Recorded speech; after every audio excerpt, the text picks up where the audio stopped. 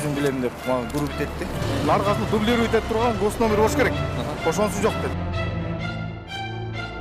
Акыркы учурларда кылмыш кырсык окуяларын чагылдырган телевизиот программасын көрүп баштадыңыздар. Биздин бул жолку чыгарылышта унаанын жолдомо кагазы боюнча инспекторлор менен болгон түшүнбөстүктү көргөзөбүз.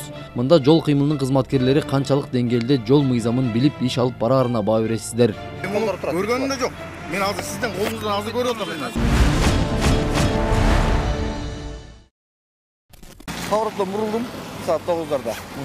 Анан эмнеге токтоттуңуз деп сразу токтодум. Эмне токтодуңуз? Проверка документов деди. Биздин программага Ысык Көл облусунан келе жаткан айдоочулардын бири кайрылып, Чүй облустук жол кыймылдарын коопсуздугун камсыздоо башкармалыгынын инспекторлору Аламүдүн районунун аймагынан токтотуп, унаасы мыйзамсыз түрдө айып короосуна киргизгендиги тууралуу билдирген. Биз айдоочуга жолугуп, жана ошондой эле инспекторлордон окуянын чоо жайы тууралуу сурадык. Мен анда төлөйүн, штрафын на месте төлөйүн. Бирок путевка жазылган болот десе, жок анда эме кылабыз. Сиз азыр жолдоктун инспекторлор турат, өздөрүнүн сиздин айтууңуз боюнча сурап көрөлү, кандай жагдай болгон. Ассалам алейкум. Рухсатпы? Жакшы болду. 2-1-1 турбайбы?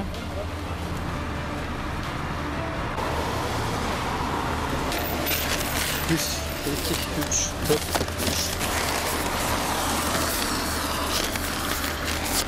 Остановкадан инспекторлар автоунаасы турган жер 20 метр аралык экен. Азыр бул жөнүндө токтойлуш.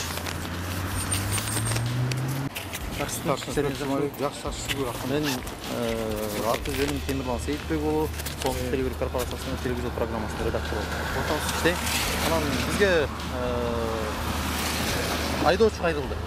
Айдоочу кайрылды. Осо бул жак. Асо урмат да? Автоурмат. Осо фирмасына таандык автоунаа экен.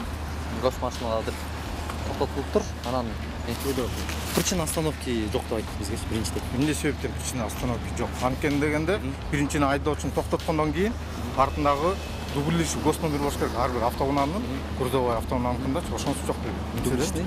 Дублирующий. Анан ошону кененирээк түшүндүрүп кетсеңизби? Көрүүчүлөр кээ бирөө түшүнбөйт. Дублирующий гос номерде мында чоң машинаны карасаңыз, бул портал аркасын дублировать этип турган гос номер болуш керек. Ошонусу жок деп. Ооба, инспектор туура айтып жатат. Бирок мындай талап 2017-2018 жылдар аралыгына чейин коюлуп келген. Ал эми 2018 жылы жаңы жол мыйзамы күчүнө киргенден баштап жол кызматкерлери жогоруда айткан талаптар каралбай калган. Жанагы кайра эле орусча айтканда причина остановки деген кайрылып келели. Ошону бир жаңылап айтып бересизби? Мен сизге кайра түшүндүрүп бербедим. Артында жок дедиңиз, дубликат жок дедиңиз. Дубликат жок деп. Бул жерде мындай бир логика бар да. Автоунаанын артында дубликаты жок автоунааны жок экендигин инспекторлор автоунаанын артынан тозбойт эч качан. Алдынан чыгып тозот. Алдынан арты көрүнбөйт. Мына логика ушул жерде жатат. Анда эми документтердин текшере келгенде путевой лист анткени бул автоунаа юридический лицо да. Осо Байдур дегендики да. Мындай да чын көрсөткөнүңүз чынбы же чын эмеспи? Чын эле айтты. Айтты, сага жазылбаптыр, сага жазылыш керек болчу деп мына бүктөп колума кармап. Жанымда деген айдоочу деген чогуу менен келген, айдоочу турат. Экөөбүз чогуу мен айдап ал чарчаганда мен айдаган рөлгө отургам. Көргөнүм жок. Мен азыр сиздин колуңуздан азыр көрүп атам. Сиз муну көргөн эмессизби? Мен муну көргөн жок. Мына айдоочулук күбөлүгүн алдым. Айдоочулук күбөлүгүн берди. Автоунаанын каттоо документин берди. Ошол боюнча көрүп туруп путевой листи жок деген. Муну жок беле. Ал эми ушул жерден дагы бир ирет. Инспектор эки сүйлөгөндүгүн далилдеп берели. Урматтуу көрүүчү, эфирди артка түрдүрүп көрө турган болсок, инспектор унааны тоскондо айдоочулук күбөлүгүн, унаага тийиштүү документтерди жана Осо Байтур фирмасына таандык жолдомо кагазын берди деп атынан таамай айтып жатат. Эгерде ал азыркыдай жолдомо кагазын такыр эле көрбөгөн болсо, Байтур деген атты кайдан алды деген суроо бар. Бирок унаа чындап эле жоопкерчилиги чектелген Байдур фирмасына таандык болчу.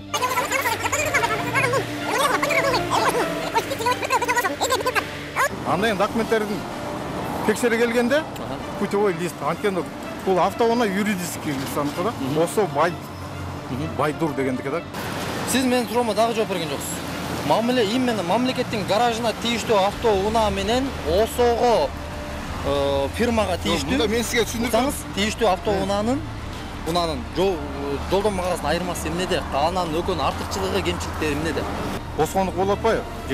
Ошол жерде путевой листте именно кимге закрепленный бул. Канча адам айдай алат, ошол жерде фамилиялар жазылат. Бул жерде мен аны көргөн жокмун, ал кагазын көрө албайм. А биздики мамлекеттик болот аткан боюнча. Бул осону кайсы күндөрү айдаган болот? Ошону ошол путевой листте жазылат. Кайсы күндөрү айдаш керек, кайсы күнү айдабаш керек. А биздики болгондо айырмачылыгы болуп аткандай, бул мамлекеттик болуп аткан. Ал жерде бул күнү бизде жазылбайт. Канча убакытта берилет? 1 айга эле берилет. 1 айга эле? 1 айдын ичинде. Ошонуку болгондо ал уже өзлөрүнүн кандай лосо болуп аткан, жеке болуп аткан, жеке өзлөрү мисалы 1 ай болсо 1 ай болсо 6 айга чейин берет. Мамлекеттин гаражына тийиштүү азыр эсеңиз, тийиштүү автоунааны кечки саат 8ден кийин жана дем алыш күндөрү айдоого болбойт. Айдай турган болсо атайын уруксаат кагазы дагы болуш керек. Осо ошондой мүмкүнчүлүк барбы осодо?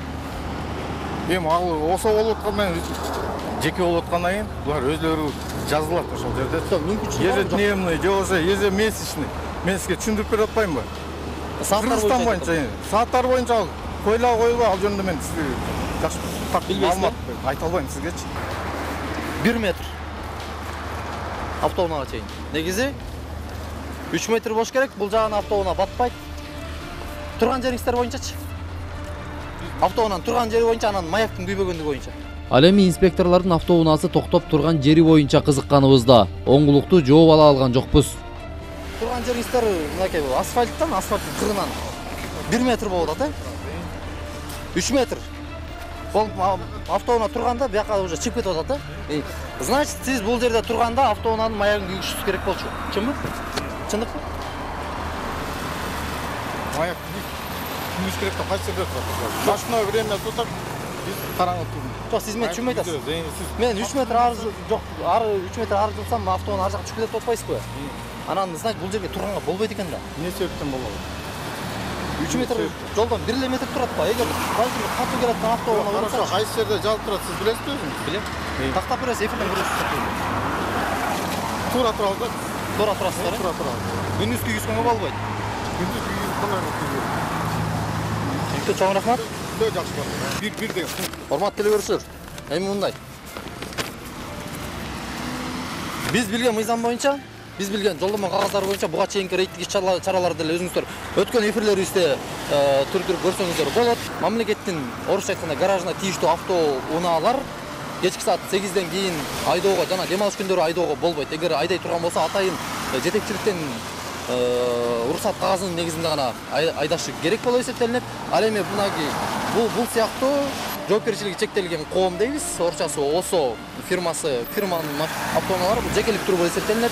Автоунаанын документи, айдоочунун күбөлүгү жана бул кагаз болгондо аны айдоочу айдай алат. Кайсыл айдоочу болсо дагы анын үстүндө бул жагдайда автоунаанын негизги бул жакта фамилиясы жазылып турган айдоочу дагы жанында болгон. Бирок инспекторлор азыр бул кагазды айдоочу эч кандай көрсөткөн эмес. Эгер биз муну көрсөк жөн эле кетирмекпиз дегенге ыктады. Эми бул канчалык деңгээлде чын калп экендигин биз айдоочу менен кошо барып Ички иштер министрлигинин ички иликтөө кызматына арыз менен кайрылабыз.